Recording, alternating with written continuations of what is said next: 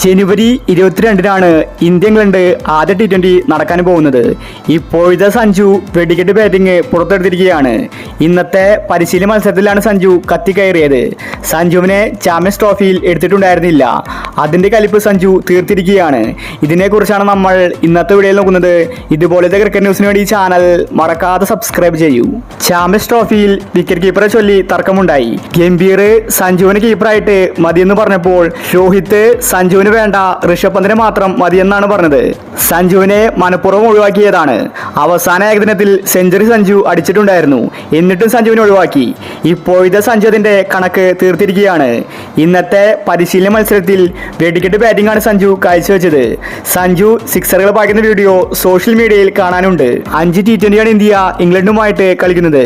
ഇതിലെ ആദ്യ T20 വേണ്ടിയാണ് എല്ലാവരും കാത്തിരിക്കുന്നത്. ബുധനാഴ്ച രാത്രി 7 മണിക്കാണ് മത്സരം ആരംഭിക്കുന്നത്. നിലവിൽ ഇന്ത്യയുടെ എല്ലാ താരങ്ങളും പരിശീലനം നടത്തുന്നുണ്ട്. ഇപ്പോഴത്തെ ഗ്രൗണ്ടിൽ സഞ്ജു കത്തിക്കയറിയിരിക്കുകയാണ്. കോച്ച് ഗംഭീർ സഞ്ജുവിന് പ്രത്യേക പരിശീലനമാണ് നടപ്പിലാക്കുന്നത്. സഞ്ജുവിന് വലിയ സപ്പോർട്ടാണ് ഗംഭീർ കൊടുക്കുന്നത്. ഗംഭീർ മാത്രമല്ല, ക്യാപ്റ്റനായ സൂര്യയും അതുതന്നെയാണ് ചെയ്യുന്നത്. രോഹിത് ശർമ്മയ്ക്ക് മാത്രമാണ് സഞ്ജുവിനെ ഇഷ്ടമല്ലാത്തത്. എന്നാൽ സൂര്യയ്ക്ക് സഞ്ജുവിനെ ഇഷ്ടമാണ്.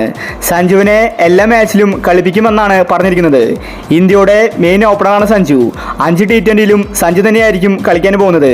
ചാമ്പ്യൻസ് ട്രോഫിയിൽ സഞ്ജുവിനെ മനഃപൂർവ്വം ഒഴിവാക്കി. അതിന്റെ പ്രതികാരമാണ് സഞ്ജു തീർത്തിരിക്കുന്നത്. ഗംഭീറിന് ഇപ്പോൾ സന്തോഷമായിരിക്കുകയാണ്. അതുപോലത്തെ പ്രകടനമാണ് സഞ്ജു ഇന്ന് കാഴ്ചവെച്ചത്. പരിശീലനത്തിൽ സഞ്ജു ആളിക്കത്തി.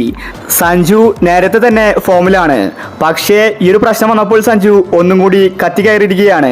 ഈ ഒരു സഞ്ജുവിനെ എല്ലാ ടീമുകളും വായിക്കേണ്ടിയിരിക്കുന്നു, പ്രത്യേകിച്ച് ഇംഗ്ലണ്ട്.